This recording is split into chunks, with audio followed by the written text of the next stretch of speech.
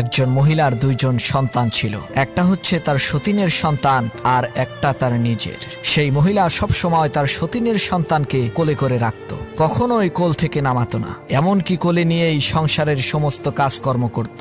যখন পাড়ায় বেড়াতে যেত নিজের ছেলেকে হাত ধরে হাঁটিয়ে নিয়ে যেত এবং সতীনের সন্তানকে কোলে করে নিয়ে যেত। সতীনের সন্তানের প্রতি ভালোবাসার এই বিরল দৃষ্টান্ত দেখে এলাকার সমস্ত লোকেরা সেই মহিলার প্রশংসায় একেবারে পঞ্চমুখ হয়ে উঠল।